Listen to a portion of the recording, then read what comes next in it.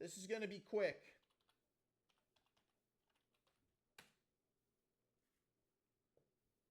I saw this movie tonight. Bite me!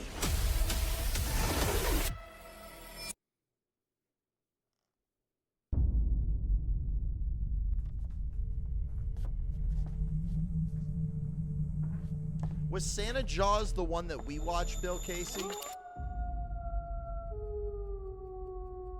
All right, that's all you really need. I mean, look, the whole time I was like bargaining with this movie. I was like, I love this idea. I just want it to be good. Opening shot of this movie. It gets better, but the opening shot of this movie, which is definitely a reshoot, looks like some goddamn asylum shit. Straight up, dude. Straight up. And I say that with no disrespect because I dream to be in an asylum movie. I wish I was in this movie. That doesn't change the fact that this is worst case scenario with this one. It opens, man, setting up the possibility of a Home Alone movie with werewolves. Sounds great. I'm totally in, dude. See him setting this up, nailing that, putting a sprinkler here. And they set up like, a Call of Duty character looking guy. It's like, oh, America, shoot the gun. Yeah, I fought for this country, General. And like, he's like a general. He's like a former military guy, but he's also a part of like this science experiment where they're testing like a cure for werewolfness. It's like sunscreen, but for the moon. They call it moon screen. And that's like really where the movie runs out, dude. This movie takes place in like 3 locations. All of the action sucks. It builds up to like, so what? The special effects look dumb. There's the worst moment of editing I've seen in a movie this whole year, man. The worst.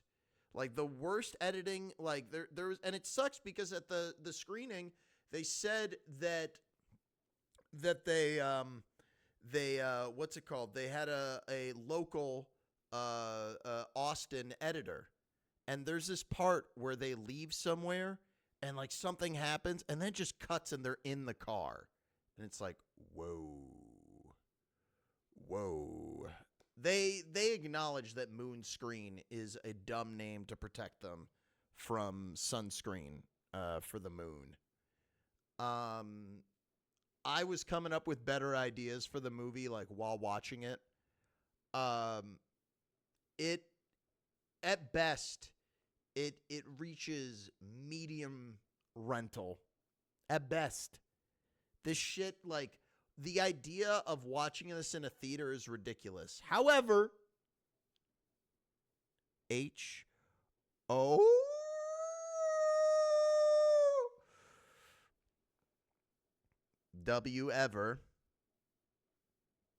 there is one thing that some people might be able to find redeeming about this movie. They do this thing where they fuck people up and they show you. So if you want like 40% of what they brought in Terrifier, here it is, man. They give you, it's an hour-and-a-half movie that feels like 2 hours. And if you're really into that, there's a sprinkling of skip it, dude. I'd give it the only thing that's keeping me from going like fuck you with this movie is I love the idea. It's an amazing concept, and hopefully this will be like, even though it's similar to The Purge, hopefully it's like The Purge where the sequels are the good movies. They didn't have enough money, and there is shit in this movie where it's like, what are you doing? Why'd you do that? That made no fucking sense. It's an extremely high bullshit. Almost, I want to give it a rental. Maybe the lowest rental, because like there was enough goofy stuff in there, but like it's stinky. It's stinky rental. Stinky. This is I haven't given this in a while. This is a smelly rental. This is really a smelly ass rental, dude. Most people skip this. Other people, hey, maybe it's your thing, but I would have been. I've seen, you're reminding me, Dr. Chocula, I've seen good low budget horror, but even something like Daybreakers, which is about vampires, that is a way bigger budget. This was too cheap, and action is badly shot. And one of the worst things that you can do, man, is you set something up and you don't deliver on it. I thought I had the ending in this movie totally figured out. Instead, they did something even stupider that made no sense. At the beginning of the movie, dude, you see him taking plywood and putting nails in it. And it sets up that there's a piece of plywood with nails on it. And it never shows up in the movie. Never.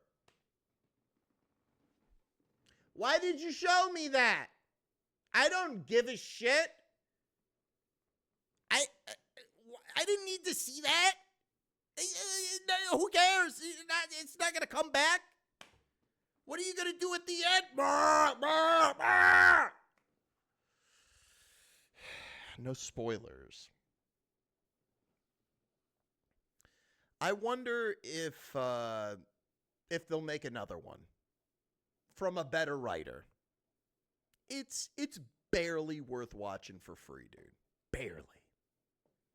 This is a movie that Crispy would be like, man, fuck this shit. Turn this off. Crispy'd be like, shut this off. Because at one point, the movie kind of like peters out and peaks. It's like, all right, yeah. Yeah.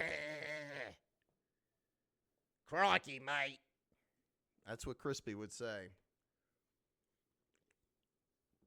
This movie runs out of steam in 15 minutes.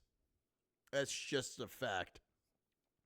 After about, the budget is $5 million. Embarrassing, dude. Embarrassing. What's the budget for Daybreakers? This didn't look like no damn $5 million movie. Terrifier 3 looked better than this. This looked like, I don't know how we did this cheap-ass movie. Woo-wee! Stinky. I'd give it a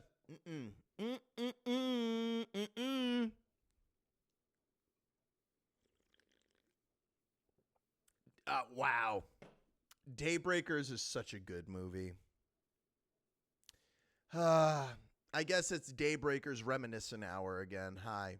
Welcome back to Daybreakers Reminiscent Hour, where we remind you that if you haven't seen the movie Daybreakers, what's wrong with you? I love that movie. The earlier streamer gets the HVT. Wait, the high-valued target? Dog Soldiers had a budget of $2.3 million. Oh my God. Daybreakers is a movie that blew me away when I saw it. I wish more movies would be like Daybreakers, where it's just like, where did this come from? This sheer, blinded by the sheer awesome. All right, Clifton. Keep that M out of your fucking mouth. DT is on, dude. Go watch Double Toasted right now. How many times I gotta tell you this? How many times? Unholy Night. I don't know if I responded to what you said the other day, but if you come to Austin and you're with your amazing partner and they're hanging out with cool people and you don't let me hang out with you and cool people, I'll take it personally, dude.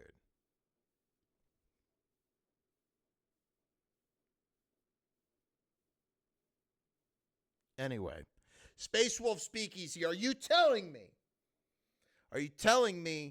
while I'm in front of my Red One $230 million The Rock blockbuster hat that you've never seen Daybreakers, dude? But you just came back, DT, splitting the fan. What? Don't say that. J2 Next, I'm going to be here all night, dude. I'm waiting for a Call of Duty update. Unless that shit comes out at 9 o'clock. Does anyone... I heard that the update for Call of Duty comes out at 9. Oh my God, Space Wolf Speakeasy. Space Wolf Speakeasy. Let me tell you something, man. Let me tell just you, and everyone else can listen. If you haven't seen the movie Daybreakers, you're holding back. Like, every once in a while we get movies about, you know, fucking...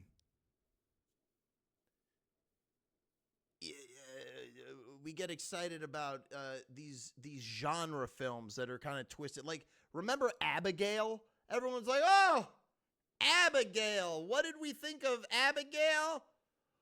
Oh, Abba D's nuts. Ho, ho, ho. That's right. Dude, Abigail is like, it's like an okay idea. Daybreakers is like you walk into a place that looks like a fucking just joint, man. Like a shitty fucking restaurant. And there's actually a Michelin star chef in there. It's the same equivalent of like when you get like fried chicken from like a Michelin star chef, because it's low hanging ideas. But the concept is amazing and they deliver on it, dude. The whole world is vampires and they're running out of blood, dude. It's amazing. It's one of those movies, I don't want to overhype it, but I can't, because the opening scene of that movie is like, oh, excuse me, do you have a place for me to check my penis?